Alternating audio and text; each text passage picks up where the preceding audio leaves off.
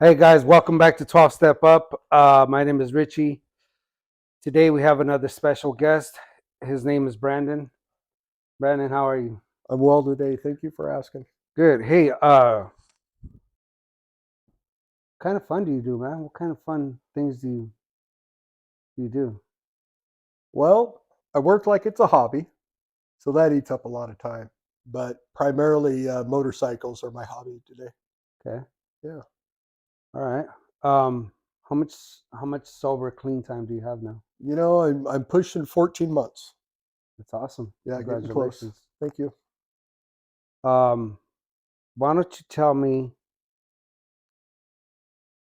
how bad it got for you? You don't have to go into details. We don't like to glorify our actions on this show, but just tell me something briefly that will captivate hopefully some of our young audience or anybody. For myself and my story, it finally came to a point of just absolute surrender. Surrendering to my higher power. Finally, waving the white flag for myself that I no longer wanted to do what I was continuing to do. Did you ever get to the point where you were just saying, "Hey, like I have to do something. I have to stop." Yes. Did you get to the point where you were like, "What do I do?" I did get to that point. I had hit incomprehensible demoralization, if you will. Hey, that's Yeah. fine, huh? Um, it's turned out to be fun. Yeah. At the moment, it was not. No. At the moment, it was a horrible experience. But I recognized that I did not want to do what I was doing anymore. And hence, again, the word surrender. I come to, I hit my knees, and a lot of tears, a lot of emotion. And as soon as I had a clear, less foggy head, I hit a meeting immediately. Yeah. So you and I go to the same program. There's many programs, and our program is not the only way. There's many programs you can get. A lot of 12-step programs you can go to. We met there. Um, That is true. we met there, and so I saw you when you first came in, and if that's not one of the best things that I get to enjoy is watching like people coming in, right? Like, because I remember when I came in, I was broken, beaten, battered.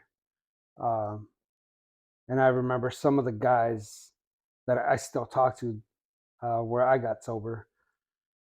And they always tell me, "Hey, dog, are you still crying or what?" Because that's all I did, man. And Yeah, I had this facade, right? This tough guy because that's who I was, and that's what I was. That's what I was trying to show people. I wasn't trying to do what they told me to do. You know what I mean? I was just like, you can't tell me what to do. Well, this program you and I work is a suggestive program, right? that It's a is correct. program. It's a program of action, and if we don't do some of the action, it's gonna be hard for you to stay sober. So I know for a fact, I know you very well.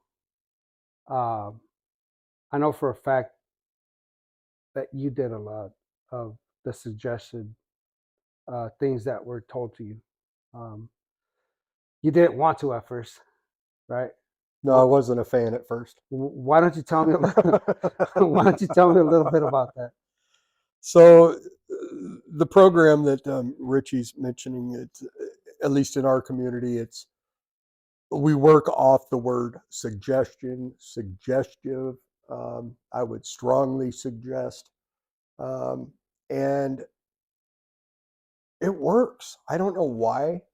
When you suggest something to anybody, all of a sudden their mind becomes open to the idea. Yeah. All right, and then they become receptive, if you will. Um, when I'm told what to do, I instantly want to put on my rebellion hat, Yeah. and I want to revert back to old behavior, old thinking.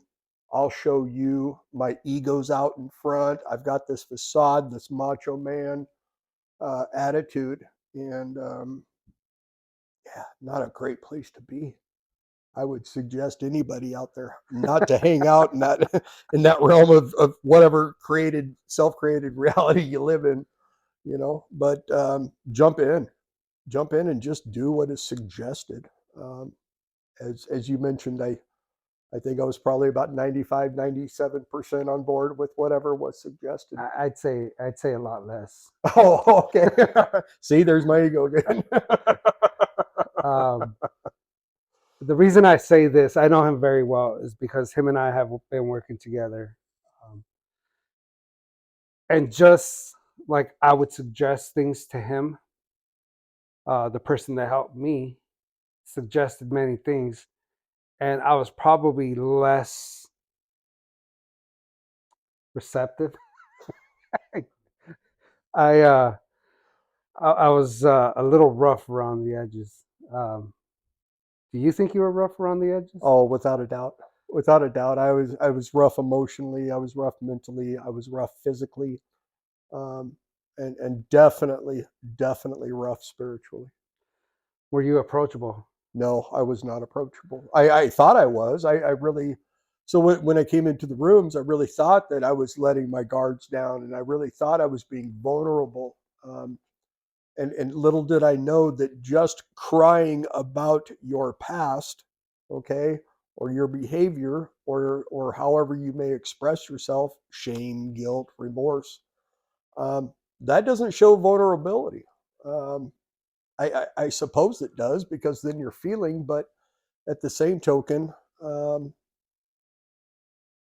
yeah, boy, if I knew today what I knew then, I don't know that I would have continued, but I'm grateful that I did. So you're pretty fresh in sobriety, and um, my sponsor said, "Hey, let's go here." And then I in turn called you and I said, "Hey, let's go here." And we went away for the weekend, We did.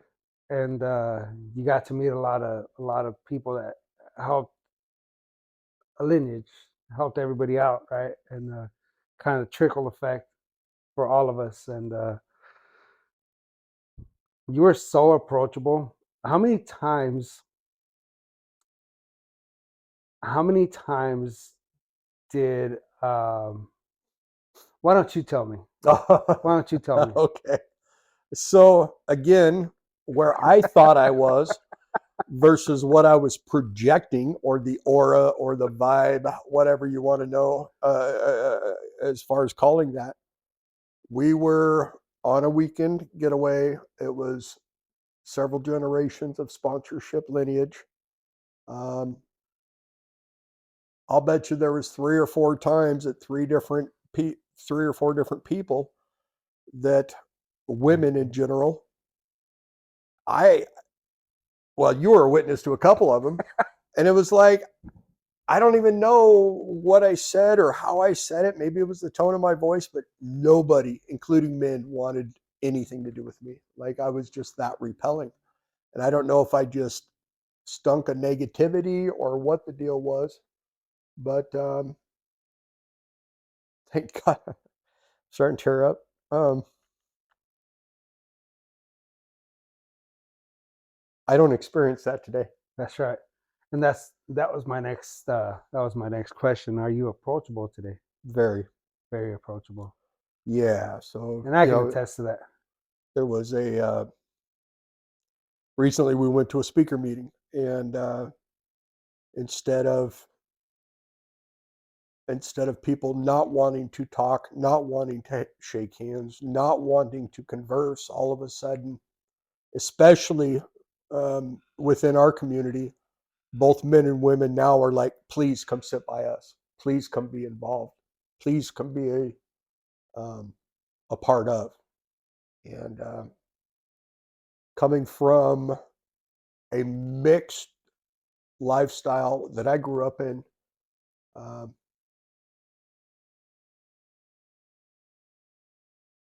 you were either the predator or you weren't. Hmm. Period. And I don't mean that in a negative connotation of assault or anything necessarily like that. You know, like but just it was very alpha. It was a very alpha environment, and you could not show emotion very well. It was eat or be eaten. I mean, that's what it came down to. Hmm. And and I thrived in that environment. I thrived, and I learned it, and I experienced it, and I built a the best reputation for all of that dumb stuff. Um, I'm pushing close to 50 years old here pretty quick, and the town that I grew up in, people still do a big U-turn away from me. Um, recognizing today how many people I had affected or touched, if you will, um, in a negative connotation, and for them to still see me in that same light today because of the 12-step program and looking inward at myself, it hurts. It hurts. Well, Yeah. I can tell you this much. I'm pushing, I'm getting close to 9 years clean and sober. And I still get that, man. Good. So I'm not alone. So if that makes you feel any better, Not really, but I hear okay. you. I have, we aren't, we aren't trying to show other people anything. We're trying to feel better in here. Yes. We're trying to be better here. Yes. And whatever comes, once you get all those things lined up, nothing but good comes out, no matter what, right? And so if they can't see it or they choose not to see it, that's on them. That's not us. As long as we're happy, our side of the street is clean. That's what matters, man. Um, what have you done? Have you done anything like? Have you done something you wouldn't do um, if you were sober or if you weren't sober? Like like any special trips or Oh, yeah. any like. So we'll back up here a little bit. For myself, over this last year, once I walked back into the halls and I'd completely surrendered, um, immediately took a service position and for the hall, which was huge. Um, with that as well came trips. Somehow I got thrown into uh, a lineage of men that reach out and speak to one another and look after each other. We ride motorcycles together. We go on day trips all over the place. And we're also doing and have done meetings for people in their homes. And that is something that I've been blessed to have experienced. There's been a whole host of community outside of the halls in recovery that have been awesome and amazing. And one of the biggest things with all that is getting outside of myself and being of service to others.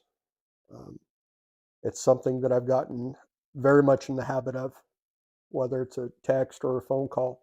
How may I be of service to you today? And yeah, it's pretty cool.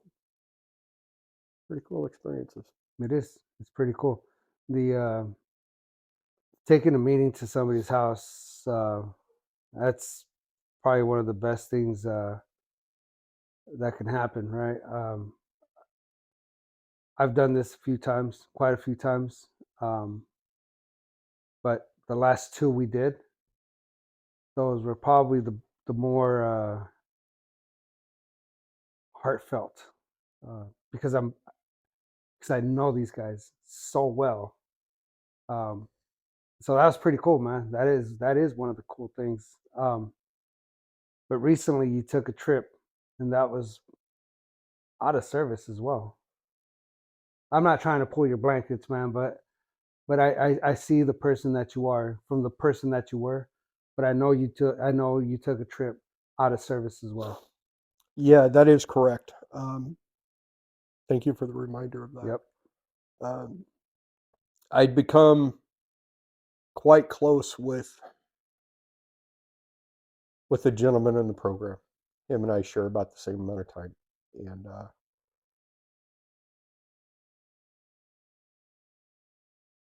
long story short, his mother lived with me and my roommate, the gentleman that I'm talking about, for about a year. And it was an opportunity I didn't pick up on it right away, but it was an opportunity to make living amends for my mother who had passed away some 20 some years ago. And we jumped on a plane and we flew her back east where she lives. And while there, was able to hit meetings and be a part of that community and see how that community operates. And although their format may be a little bit different than what we're accustomed to here, the message is very much loud. It is very much clear. And the men and women are doing the exact same thing as we're doing Hmm. here. So, if you will, anywhere USA, this program is affecting people, and it is affecting people in a positive fashion.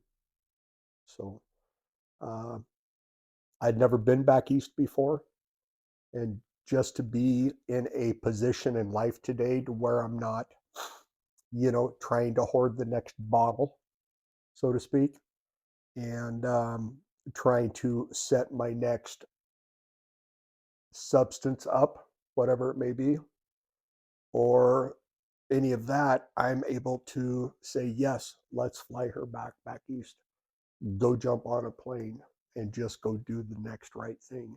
And the next right thing, excuse me, um, I'm finding out isn't just within the 12 steps, but it's everything around the 12 steps. Just like, the meetings are great. The meetings are awesome. It's a great place to shake hands and to become familiar with the faces. But there is so much activities and community that happen outside those halls. And I'm grateful to be invited into that and to be a part of. It's saved my life. You're not really a football fan, are you? No, not a big fan. Nah, but you're always there though, right? You're always hanging out with us, watching the game. That's right. That's right. Because you and my wife are pretty much the same, right? Like my wife will pick up a book and watching the game. She's not even watching the game. Like, yeah, go sports. And you're pretty much the same thing. You're on your phone and you're like, yeah, right, goal. what it is for But you're me part of. is the part of this. Yeah. This is what I'm after. This is where I'm learning how to reconnect. There was a gentleman in the program at one time, and it just stuck with me like glue. He said, I don't know much, if anything at all, about healthy relationships, but I've learned what not to do. And that, boy, oh boy, I tell you what, it has hit with me and it is stuck. So I invest in not doing the things that don't work, That's right. and it has brought me so much closer to my higher power. It's brought me so much closer to you and others within this ring. Um, I've got tons of acquaintances in my life, but it's awesome and amazing to watch this circle close in and then slowly expand out. But it's different faces and it's different people and it's different attitudes. It's different gratitude. It's different approach. It's different. And for anybody who's watching this, it does get better. It's going to get different at first, but it does. So let me ask definitely you get this: better. that you kind of led me into my next question. I asked this. I ask everybody this. For some people, I don't know why, but for some people, it's hard to answer. What would you tell man, woman, child suffering, trying to get sober? What words of encouragement or what suggestions would you give them? The very first word that comes to mind is just surrender. Just surrender. Um, there's not just one word or one cliche thing to say or one sentence with a period in it. It's a whole bunch of things. Um, One of the most powerful ones that I also heard, and I use it quite often, is simple. It's just let it happen. And coming from a life of chaos and drama, and always seemed to be some sort of activity or another in a not so positive fashion. Um, I'd never once thought when I was out doing what I used to do to ever stop and pause and think. And I think that's so huge. Um, by stopping and pausing, it allows you the opportunity to breathe. Mhm. And within that breathing process, it may actually allow you to think rather than just react. That's right. In those situations, our society of people as a whole, they want to have the last word in. They want to react. They want to retaliate. They want to be right. And yeah, I'm not interested in that today. That's You right. know, Well, that brings us to our conclusion. Brandon, thank you so much, brother. I love you, man. I love you too, Thank you and for thank you for doing the this. opportunity. Thank you Yeah. for doing this. Thanks for tuning in, guys. Remember, please like, share, subscribe. Um, See you guys next time.